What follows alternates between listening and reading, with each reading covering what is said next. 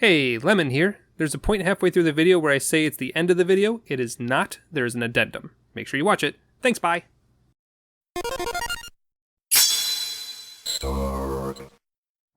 Hello, and welcome. I've got more Salt and Sacrifice news for you today, with lots of images and footage.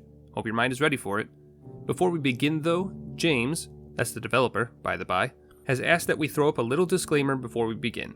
So without further ado, please note that any and all footage that is shown and discussed today is all pre-release footage, and is subject to change dramatically, up to and including changing the entire game into a farming sim. I don't know what to tell you. Those are literally his words. I'm just a messenger. But anywho, legal disclaimer out of the way, let's get to it. So, in case you weren't aware, out of the blue a while back, Ska Studios started doing dev streams. I guess James was somewhat bored while working on weapon animations and figured, hey, maybe people would want to stop by and ask questions while I work on this. And so he did.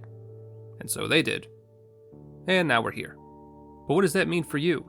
Well, if you're interested in animations, Ska Studios, or talks about cats, then there's about 7 or so hours of Twitch streams out there for you to go watch. Just type in Ska Studios in the search bar on twitch.tv, you'll get there quick. But if you're interested in all the hidden Salt and Sacrifice information that can only be obtained by watching the streams over and over again with a focused eye and somewhat concerning obsession, stay a while and listen. I'm about to take all 7-ish hours of the stream footage and summarize it into what I hope ends up being 10 minutes or less. Won't know till I finish editing, so no promises on that one, but I can at least guarantee it'll be shorter than 7 hours. Let's dive in, shall we? Alright, so let's tackle the obvious parts first. The dev stream was focused on finishing weapon animations, namely the Zweihander. Two-handed strength users, rejoice. It would seem we also have this thing here called the Great Blade, so you've got that to look forward to. Ho ho ho, what is that? Looks like some sort of great club with a blade attached to it. I can dig it. And here's a nice example of how greatswords are coming along. Looking good so far. It looks like they'll have heavy knockback on smaller enemies, and stuns against the medium-sized enemies. Yeah, greatswords are going to be OP again. Best to just accept that fact now. Let's move on to some other weapons that were on brief display. We've got an ice rapier here, snazzy, and you've got this sword and board. Very nice. Also, it appears that enemies can drop you complete weapons now, rather than only dropping you materials to upgrade previously acquired ones. James mentions that they're a rare drop, but considering how many enemies we'll be cutting through, that seems fair to me. Here's the spear in action. Looks very nice, very flowing moveset. Also, look at that sprint attack. Man, that looks fantastic. But if you thought that looked good, you ain't seen nothing yet. Fisticuffs. Glorious, brutal fisticuffs. We've got flying kicks. We've got trip attacks. We've got wombo combos. If you think I'm not going to revisit my fists only run from Salt and Sanctuary 1, you best let that one marinate for a little while longer. And that's all the weapon footage James shows us. But don't worry, I've got a few more little tidbits for you. For behold, the debug menu. God, what an upgrade from Salt and Sanctuary. I can't wait to get my grubby little mitts on this one. Looks so much cleaner. I mean, I probably won't be able to use it since the game is online now and that would ruin people's fun, but hey, a man can dream. Anyway, back to what I've found. As James flips through the debug menu, we see several codenames in the weapon files. For example, I feel fairly confident in saying that crossbows are confirmed. Also daggers, that's dual daggers, not singular daggers, might be a weapon type as well. Can't wait to dump into stamina again and just cut enemies to ribbons with twice the efficiency. How do I know this isn't just the ritual dagger that was shown in the trailers? Because we can see here, in the charm key gesture menu, that dagger _ base is a thing as well. Which, if I had to guess, would be one of the ritual daggers. So yeah, that's a good time. Lastly, before we move on, James did mention that he would love to put in some joke weapons like last time. It'll all come down to whether or not he can implement them before the release date though, so no further news on that one. Thank God. Unfortunately, there wasn't a whole lot of lore given away during the streams. James appears to be keeping that close to the chest for now. But here's what I can tell you. First off, the lore in SNS 1 was very timey-wimey. Don't get too caught up on it and how it relates to SNS 2. James kinda admitted that when he made Salt and Sanctuary, he didn't think it would take off like it did, so he wasn't too concerned about lore contradictions. If anything, James says to treat the lore of SNS 1 like actual history. Different cultures will have different interpretations and points of view on historical events. You just have to pick which culture you believe. That said, James does sound like he's prepared to keep better track of the lore this time around, due to the fact that he probably knows that people are watching it closely now and are pretty invested. But he also admits that making a game is a full-time job, and and that trying to balance art, music, gameplay, mechanics, and being his own lore historian is a lot of work. So James, if you're watching this, here's my card. I have several years of experience in lore hounding, I'm proficient in deep dives, and I work on the cheap. Don't be afraid to get in touch. Anyway, shameless plugging aside, the lore of SNS 2 wasn't discussed a whole lot, but James did say that the mages in this world have shed any remnant of humanity they once had in return for power, which in turn makes them a threat to humanity itself. Magic is still used by a few mage hunters, but they call it something completely different to avoid being associated with the corrupted mages that we'll be hunting. And that's really all he gave us. Man is very hush-hush on the matter. There's a few armor descriptions and the like that were shown throughout the video, but in all honesty, I don't think there's enough there to really begin to expand the world just yet. We'll just have to wait and see on that one. While James didn't show off any other maps other than the village that we've seen multiple times, he did open the debug menu for more than a single frame, which means I got some names to rattle off.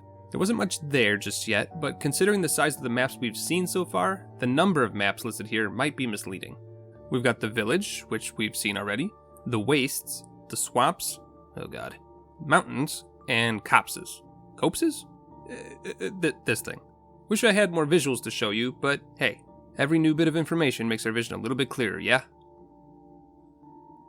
While there wasn't any actual time devoted to armors on stream, I was able to at least collect this little bit of footage here.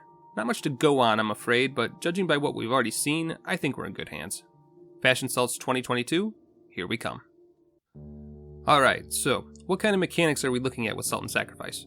Well, let's start with something I stated in a previous video that is no longer accurate. You know that Dark Souls-esque leveling system? Yeah, that's gone now. Turns out, between talking to the community, his co-developer Shane, and the little poll that we did, James has decided to revert back to the skill tree system that we know and love from Salt and Sanctuary. While some folks might be a little upset by that, I personally think this was a great decision. Not only does this type of skill tree help SNS stand out from the other Metroidvanias a bit more, but it also means that we'll, hopefully, get some little tidbits of lore with each and every node. Can't wait to see what kind of backstories we get from that. Moving on to new stuff, we now have a better understanding of what kind of game we're getting into here. Mage hunts are going to be similar to the Monster Hunter series. Hunt down a mage, gather the materials they drop, and use them to craft different items. Different mages will drop different materials, which means that you can make the different types of your favorite weapon as you hunt down your prey. To help illustrate what I mean, here's a Monster Hunter weapon tree.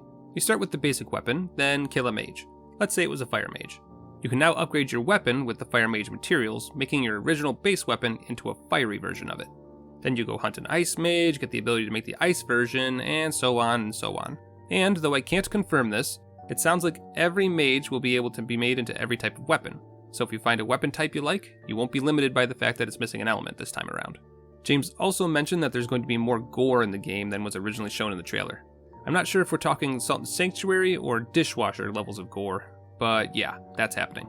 If more gore isn't your thing, I believe they were discussing a toggle option, but the devs definitely want every hit to feel satisfying. As far as Creed mechanics go, there wasn't a whole lot given, but I'm going to hazard a guess that Creed items are back. These two items up here have a little symbol next to them, similar to the way Salt and Sanctuary Creed items used to do as well. So that's neat. James also confirmed that the message system will be back. Probably not message bottles per se, but the system is definitely in the works. Don't give up, Skeleton. Last few little bits of mechanics. We've already discussed sprinting attacks when it comes to weapons, but I figured I'd throw a little footage here just to emphasize that sprinting attacks look pretty great, and should definitely add a little bit of spice to your combat. Rolling attacks are also a thing, so if you were worried at all that the combat system was going to be dumbed down in any way, I think we can put those fears to rest at this point.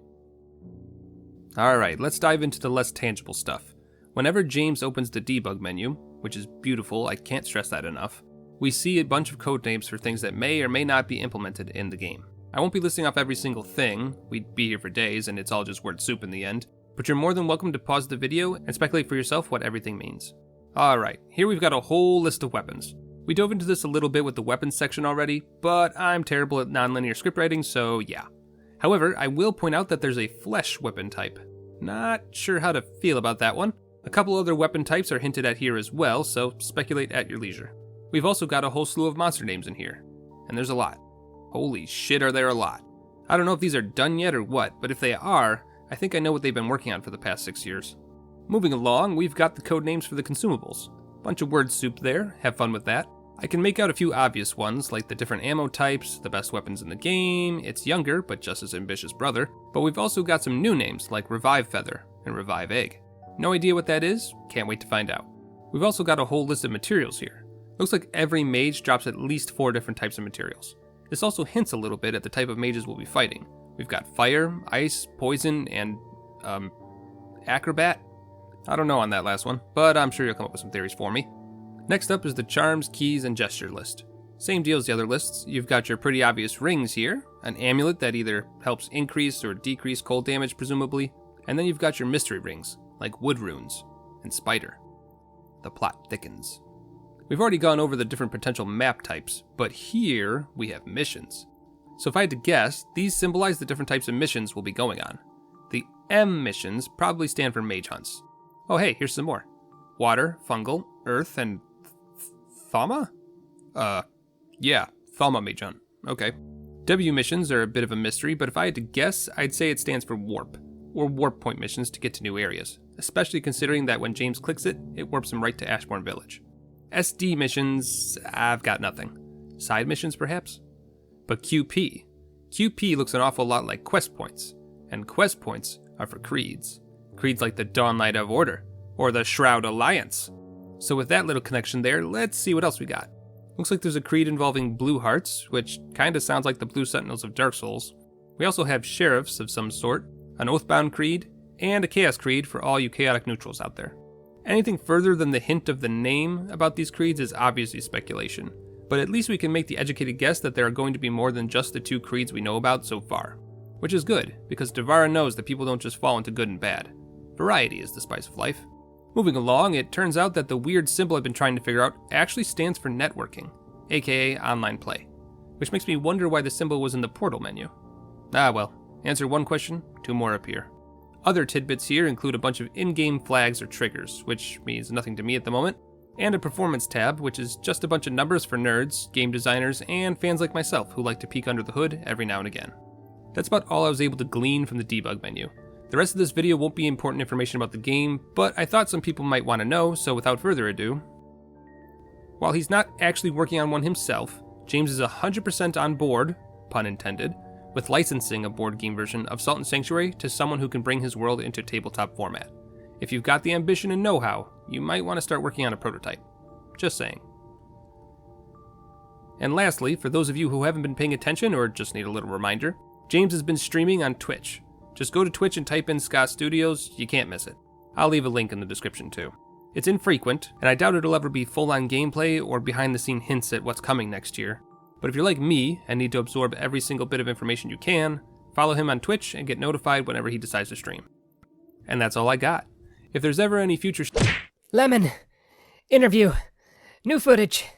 God damn it, we were literally done. Like, literally 1 day from uploading, are you sure? Alright, let's see what you got. I fucking knew it! God damn, it feels good to be right. I am the best! So yeah, about an hour-long interview and multiplayer teaser trailer just dropped for Salt and Sacrifice. And amongst all the multiplayer footage, we got all sorts of confirmations and details. So, rather than make a whole new video, which feels redundant, let's just go over what's been confirmed. Back to weapons.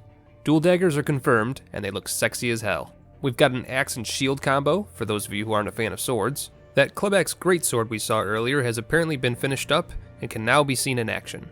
We've also got some sort of Murakumo looking sword too. Looking good, sports fans. The sword staff's sprint attack is a flashy spin slash, showing that the spell sword is absolutely a viable class, if that's your thing. And we've also got multiple runic arts on display. A multi-shot of lightning, a whirlwind of sorts, and a force bolt that flies across the screen. So, in case you didn't put 2 and 6 together, James also confirmed this in the Discord. Spells and runic arts are equipable. You'll be able to swap them in and out depending on your build. Some of them are straight up just mana skills, probably the spells if I had to guess, and others use a rage mechanic, like the one I noticed last video. Cause I know what's up! Also, poison firebombs. Thank you, James. This was the meat and potatoes of the new footage and interview, and man were we close. So first off, the mechanics. In order to participate in online, you'll need to be atoned. To be atoned, you pop a guiltless shard, which will then return your health back to full. If you've ever played a Souls game before, namely Demon Souls, you'll know exactly what we're talking about here. Once atoned, you can then light a candle, which opens your world to any and all online interaction. You'll be able to ask for help from players who have also lit candles, but every additional partner you summon will increase the chances of you being invaded by malicious players, known as Inquisitors. If an invader outplays you and kills you, the good news is that you'll get a break. Every invader has a cooldown timer associated with your world, so you won't get invaded by Weed God 420 Blaze It 20 times in a row. And if invasions aren't your thing, there's a cooperation board at the main hub, where you can apply a password to your world. Okay, alright Ska, I see what you did there. This password will prevent anyone who doesn't have a similar password from engaging with your world. You can still give your password to a friend and play through the game together, you just won't be constantly under the threat of invasion while you do so. Now then, let's talk about creeds. We've got a little bit more info on what each creed stands for now. Let's start with the easiest to understand, the Shroud Alliance. If you're part of the Shrouds, your one and only goal is to murder the host. That's it, plain and simple. However, beware the Oathbound Watchers, who will be pulled into the host's world in an attempt to defend the host and slay the invader. The Blue Heart Runners are a completely different story. More focused on a hands-off approach to PvP, Blue Hearts will run around the host's world, killing haze-burnt enemies that wander throughout the map and collect their ashes. Once enough ashes have been collected, the Blue Heart can summon a Haze Wraith, a powerful foe that will hunt down the host. Summoning the maximum amount of Haze Wraiths will actually affect the host with a debuff, making them easier prey for you and your Wraiths. Be careful though. We can see in the footage that the Wraiths have no ally, and will deal significant damage to you as well, if you aren't careful. No news on the Sheriffs or the Chaos Creed, unfortunately, but if they're anything like the creeds we've seen so far, I'm sure it's going to be good. Also, just want to show this off. There's finisher animations.